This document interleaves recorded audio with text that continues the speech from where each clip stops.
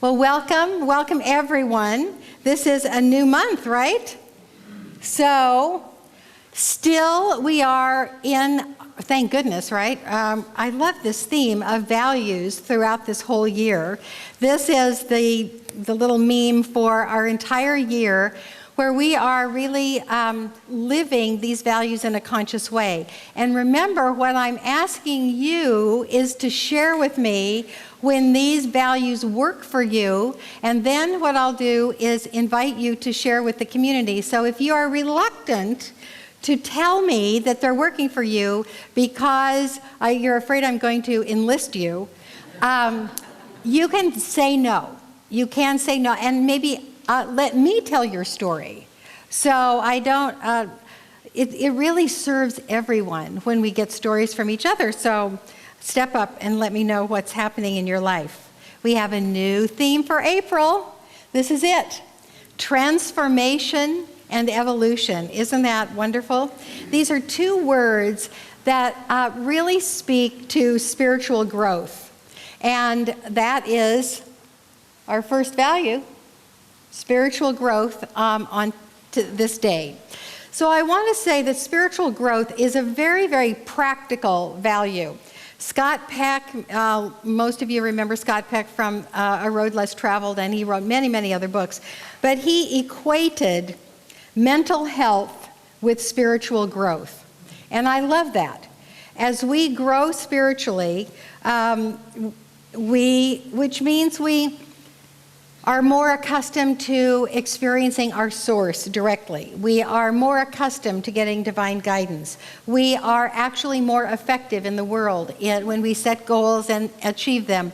It's a spiritual growth helps us every single day, in every single interaction, in every single desire thought that we have. Spiritual growth informs us, helps us navigate this earthly plane that we all have chosen to be on until we transform into the next one. So if we pay attention and simply apply what we see in our life with dedication, that's the next one, I'm assuming it's appearing up here. If we work with dedication, and that means holding up every life experience to see what the lesson is and what the blessing is from it, things move along and we grow. And even challenges become easier because we're sort of used to holding them up and saying, all right, in my spiritual growth, I am dedicated to it. And so what I want to see is what is the lesson here and what is the blessing here. And if we keep doing that through the challenges that are big and small, what we get is spiritual growth with ease.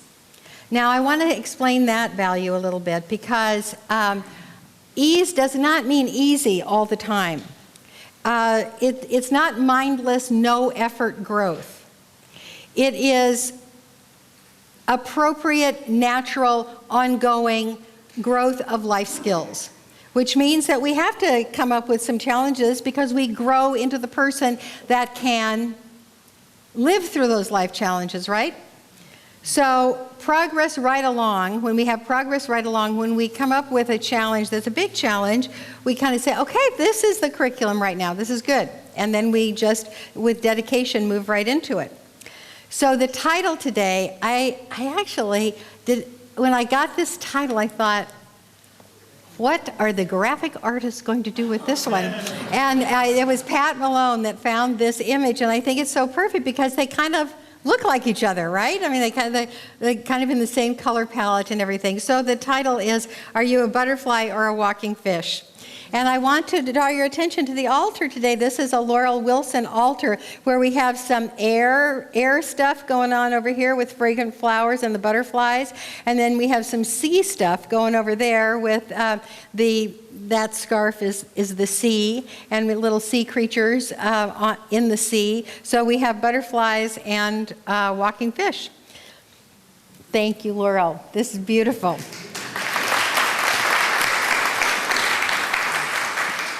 So these two beautifully amazing expressions of nature exemplify for me the two ways of growth that we're talking about: total transformation or step-by-step evolution. So the butterfly, of course, is transformation. They go into the little pupa, being a caterpillar, and then lo and behold, they emerge as a butterfly, and there's a whole lot of spiritual lessons with that about imaginal cells and all that stuff. So an example of that is when I became a parent. That it was like, okay, one day I was not a parent, and then I had this little thing that was outside me breathing, and I became a parent. Became a parent with a breath, with the first breath of my son. And look at what he's done with all those breaths since. Then evolution, of course, is getting better and better, evolving over and over through time. And I equate that in myself with being better at forgiveness and better at making amends all the time. I hope you agree. But never mind. I think that's where one of the ways that I'm evolving. So both are very natural. And if we dedicate ourselves to the work, we get them. We get transformation and evolution right along.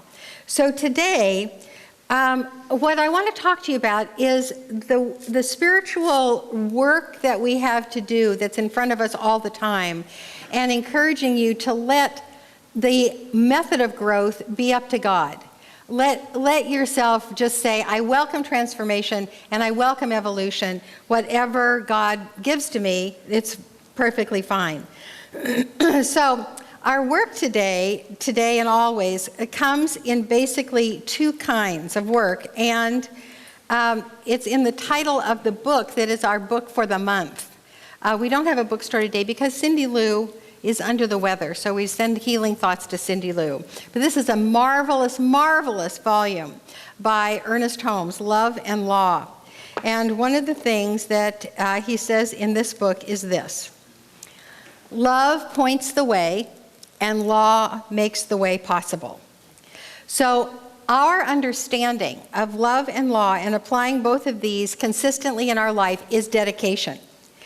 And when we do this with dedication, it absolutely assures spiritual growth, and it assures spiritual growth with that ease that is just the next thing and the next thing and the next thing that we deal with. And so all of the values today can be seen in these two wonderful pieces of curriculum, I want to say. And that's what we're going to go into in the talk. So first of all, we're going to talk about love points the way. So we have a lot of choice points every single day. We have, I've consciously gone through many choice points already this morning. What do I think about? What do I chew on? How do I talk to people? We have an ability to choose gossiping or awfulizing or being inspiring to one another. We have the ability to disagree with each other with respect or with disdain. We have the ability to tell the truth or not. And so a good rule is to choose love. So we have a number of little sayings about love that I'm sure you've heard before. The first one is, let love lead. Let love lead. Okay? So that means you ask yourself, what would love do?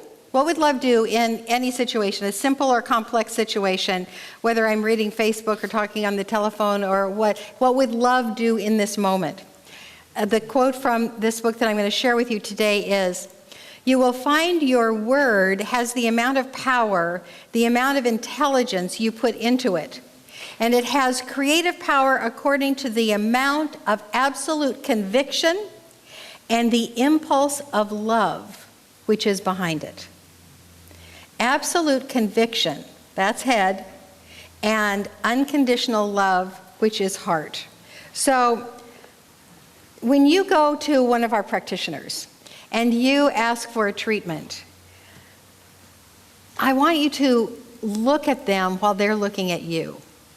Because no matter what you bring to them, no matter how you have judged what you bring to them for prayer, they look at you with the greatest love. Love pours out of their eyes, just like you are such a gift to them, which you are. You are a gift to them so that they can know the truth for you. And every time they know the truth for you, they first know the truth for themselves. So it's a win-win-win all the way around because they know how to let love lead. So when we make a decision about what course of action to take, it is do what you love. Do what you love. And even if you find that doing some of the things that you, quote, have to do, you don't particularly love them, find a way to find something loving within it. So what came to me instantly when I was thinking about this particular piece of the talk was when I was in sales, before I became a minister, I was in textbook sales. And whenever you're in sales, you get a lot of no's. No, thank you, no, thank you. No, get out of my office. So that's kind of unloving. You know, when I went through several days of not making one sale and having all the professors say, no, no, no, I did not feel loving. If I remembered to say to myself, every office I go into, there is the face of God behind the desk. It worked like a miracle. I would go in, love would pour out of my eyes, and we would talk about intro psych or French or whatever I was selling, and they would say yes more often. It was quite remarkable. So I suggest that you try to find something loving even in those places where it doesn't initially come up as, oh, this is really super, but find love in it. Next, keep choosing love. Keep choosing love. Even if there are unloving energies around you, when you pause and say, oh, how can I bring love into this conversation? You can pour love into each other, even if the love is not coming back. And in fact, somebody has to start, right? I mean, really, if you're fighting, somebody has to start pouring love in, or everybody goes to hell in a handbasket, right? So pouring love into one another, especially in times of consternation, is exactly what we need to do. And then finally, keep asking, what would I love? What would I love? We got it all? Yep. What would I love? If you get into this habit, you watch your life transform and evolve. Absolutely. So even if you think what you love would be far-fetched. So remember last week, those of you that were here, I told you that I had this little hip thing, and I might come with a cane. Well, there's the cane right there, and it hurts. And so I'm thinking, what would I love? I would love for my hip to stop hurting. I would love that. And so that's what I keep saying, even though it feels like, well, it doesn't feel good. But I would say to myself, that's what I would love. I would love comfort in moving. And so guess what? I am getting to prove the principle of healing. That's what I keep saying to myself. I'm saying to you, I'm sharing it all around. You can just mirror that back to me. Oh, she's proving the principle of healing. There you go. So that's love. That is pouring love into everything you do, everything you say, every choice you make. And the other piece of that, of course, is that law makes the way possible. So the first piece of this is the law is the how-to machine of the universe. The law knows how to make anything. So when you answer the question, what would I love? You are giving the law the what to create. And if there is no objection within you, if it's just, I would love this, then the universe goes about making it instantly. So when you claim the felt sense that you want, not so much, it can confuse things if you say, I would love a red car. But if you instead say, I would love the feeling of freedom, or I would love the feeling of opulence. I would love the feeling of moving freely through this beautiful spring day. And then incidentally, tack the car on to your treatment, but focus on the felt state. That's what really works with the law, because the law will bring to you more of what you prime the pump with. Next, in God, all of the means are already present. What that means is, whatever you want, whatever goal you've set yourself, whatever plan you and God are planning, all of the steps already exist in God. God doesn't have to go looking for them. So all of the people that you need to meet are already there. All of the money, all of the opportunity, all of the meetups are already within God. And so there isn't an absent path in God. There is not an occasion where God as law would say, oh my, they want that. Well, how do you suppose that's going to happen? That's not possible. Because we can't imagine something that God doesn't already have the pathway to. All roads lead there. The law always says yes. And so there's no wondering about fulfillment to our consciousness. And so now I want to talk about a little bit of consciousness, because what we worry about, the law also says yes to. What we give out in animosity, the law says yes to and gives it back to you. There's no bargaining with the law. The law doesn't say, oh, now, do you really want that negative thought that you keep thinking? I'm going to pause for just a bit and let you reconsider.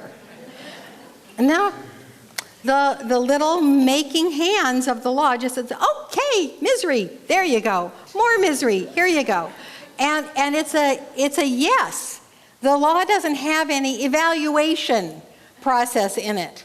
It just says, yes, you're thinking about that, you're choosing that, you're, chewing on that, you get it. So there's no bargaining, there's no teasing with the law. If you are clear on the felt state, whether you like it or not, the law will provide it. And because there's nothing to oppose the law. There's nothing that works in opposition to the law. The law just always says yes. And so finally, the law is positively working constantly. The law does not turn on and turn off. The law is always working on your behalf to make what the thought and feeling state that you provide it is. So, this is what I want to read to you. This is from John O'Donoghue, the wonderful poet from Ireland. Each day, our tribe of language holds what we call the world together. Yet the uttering of the word reveals how each of us relentlessly creates. Everyone is an artist. Each person brings sound out of silence and coaxes the invisible to become visible. That's what we do. And we are always interacting with love and law. So, to recap here, there is no power to oppose either love or law. They are always, always working. Thus, all there is support the desires of your heart. All that there is supports the desires of your heart to be made manifest in your life. It is a beautiful, beautiful, beautiful system. When understood, we use it with dedication, it becomes easier and easier, and we experience spiritual growth. So, coming down towards the conclusion here, we have another set of things I want to share with you, that we all transform or evolve. We are all doing this. And the curriculum is a pass, no pass yet situation. You know how when you were in school, a lot of times you had grades, you know, A through F. And sometimes you had a class that was just pass, fail. They either put you through or they said, no, you haven't done the work. But then every once in a while, there was a professor that said, no, this is a pass, no pass yet. You don't get to go on until you pass it. And that's what this is. This is, however much joy you have in your life right now, that's the pass, no pass yet, if you want more joy. So we all use this system of creating, and we all learn how to create more effectively as we study this and as we take classes and as we work with our practitioners and like-minded people. So we all transform or evolve by our loving choices. Our non-loving choices are the ones that tend to keep us stuck and keep us unhappy.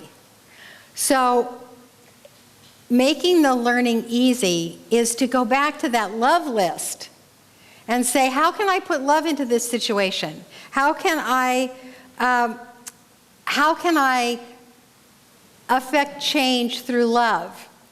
So the thing about that is that it looks like force sometimes makes things change, but that's not true. The change that happens with force on the outside, you know, forcing somebody to do things or passing a law that doesn't make sense. If you are forcing people to do things, there might be a change right then, but the long-term change does not take root. The only thing that has long-term change assured is love. We all transform and evolve by means of our own personal curriculum. So what that means is that whatever is in your path is what your lesson is. It's what, and you know, the curriculum is pass, no pass yet. Somehow you don't get to say, oh, I don't want that. I don't want to take that class right now. I don't want to do that one right now. Because it's going to come back a little bit with more intensity. So dealing with what you have in front of you at the time, making your lesson plan, what is going on in your life, is really the best policy. So for me, it is proving the principle of healing. That's what's in front of me right now. That's what I pray about. That's what I make phone calls about. That's what I interview health practitioners about. So I'm doing it too, and I'm with you on your personal path as well. That's the next one. We all transform or evolve by dedication to our life path, relying on what we love and keeping our desires in sight. That's what we do. And finally, we all transform or evolve by our ability to grow with ease. As we master both love and law, it becomes easier and easier. And what we tend to do, instead of resist, you know, resist is a no. And when we say no to God, no to love, no to the law, no to our curriculum that's in front of us, when we say no, it doesn't, that resistance that we try to put up, it doesn't take that thing very far from us. You know, it only goes as far away as our arm is, really. And that's not, it's still, you know, right there. You can't go very far without engaging your life lesson. And so, yes is a much better answer to life's curriculum. And in fact, I love this little book, The Prayers of the Cosmos. We usually carry it in the bookstore. And one of the first things in the book is an Aramaic translation of the Lord's Prayer. And because we know that Aramaic is so very, very complex, there are more than one translation for each of the statements that we have come to know. So for this statement, Thy will be done in earth as it is in heaven. This is what happens when we have a life lesson come up in front of us and we say yes to it. It really is for our own spiritual growth.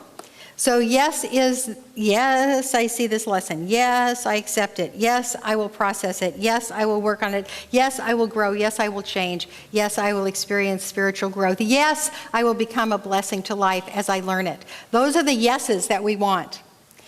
And it feels like God's presenting it to us, but I think it's really kind of this little partnership with our soul. And so when it says, thy will be done in earth as it is in heaven, envisioning, we think of a possible future that is so filled with love and light that we want to go there. That's heaven. And so actually, it's not that God is dictating anything to us. It's that here's the pathway to heaven. Here it is. Let's go. So here are some of the translations of that line in Aramaic. Well, it's in English, but, it's other words that the Aramaic could be translated into. Your one desire then acts with ours, as in light, so in all forms. That's one. Let all wills move together in your vortex as stars and planets swirl through the sky. Two more. As we find your love in ours, let heaven and nature form a new creation. And finally, create in me a divine cooperation. From many selves, one voice, one action. How fabulous does that sound for us? So, just to reiterate, here are our values: spiritual growth, dedication, and ease. In the conclusion of the conclusion, I want to read to you a text that my daughter sent to me this morning as I was driving in. This is so precious. So this is from Melanie. Pretend that everybody loves you because at one point or another they might. So thank you from Melanie and me. For the inner work, as before the practitioners surround the room, or people are starting to get up, I want to draw your attention to one in particular, and that is Laurel Wilson here at the table. Laurel Wilson is in her final term of Prac 2, and she is on her way to finishing the curriculum, taking the test, and if the path is clear, and we think that it is, becoming a practitioner for us. And as is our custom, our Prac students are on the Prac table ready to do treatments for you 3 Sundays before their testing. So would you please welcome our precious, precious Laurel.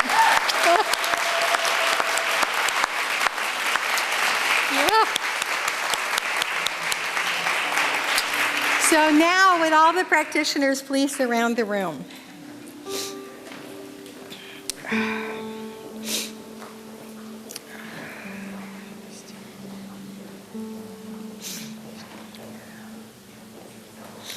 And so as we come to the close of this particular lesson,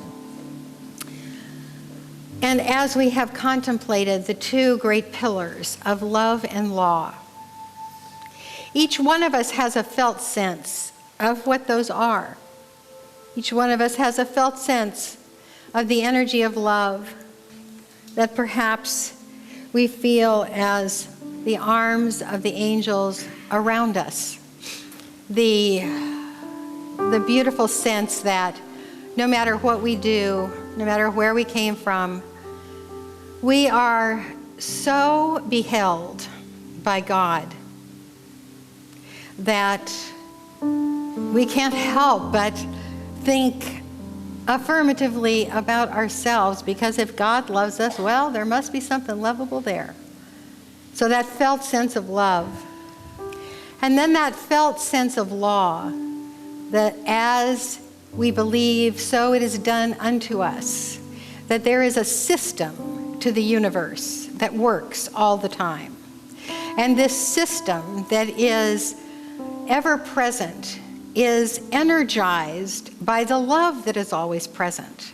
And so every single thing in the universe is working on our behalf to strengthen, to teach, to bless, to nurture, to prod a little bit, and to enable us to have that felt sense that we are truly, each one of us, an unrepeatable miracle in God's universe.